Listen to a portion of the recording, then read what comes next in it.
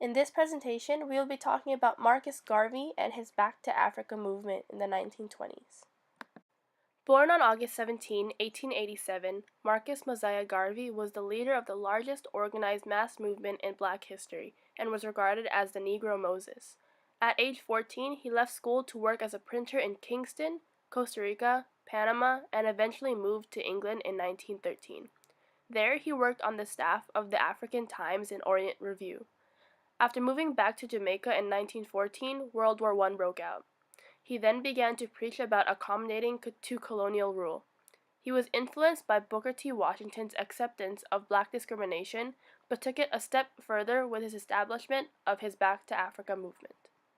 The Back to Africa movement was led by Black nationalist leader Marcus Garvey, and this movement was created right after slavery was abolished in order to transport African Americans back to the continent of Africa.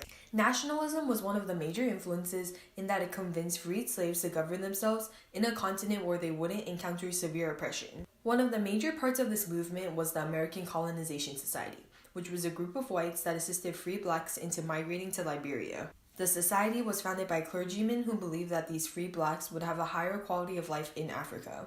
The society was not commonly favored, but the members continued to transport them despite the potential harm they could foresee for doing so. Then came the Jim Crow era. Afterwards, Marcus Garvey led his movement back to Africa because he knew that the white and blacks could never live peacefully. In his ideal image, he pictured Africans to be self-governed and promoted Pan-Africanism, a movement that instilled nationalism into the people.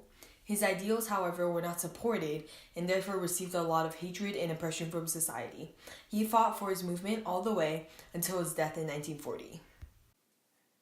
Marcus Garvey started the Back to Africa movement because he wanted to improve United States relations with Africa. The black population was always looked down upon as undesirable aliens, so the movement was to create a modernized society for blacks in America. By moving the black population back to Africa, they were able to stabilize their own economy and sustain themselves away from white supremacy.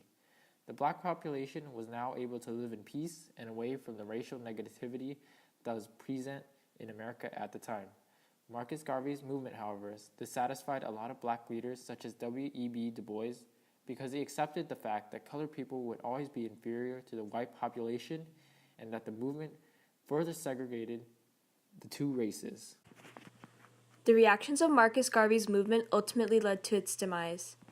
The Black Star Line, which is an all-black shipping company chartered by the UNIA, started out strong but eventually faced financial hardship and had legal problems, mostly due to Garvey's mismanagement. Phase 1 and 2 of Garvey's Back to Africa movement had failed not only due to the company but due to black leaders such as Du Bois calling Garvey the most dangerous enemy of the black public in America.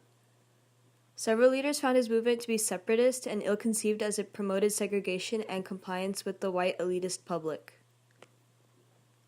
Garvey was eventually convicted of mail fraud after FBI Director J. Edgar Hoover felt threatened by his movement, and through a series of trials and debates, Garvey was sent back to Jamaica.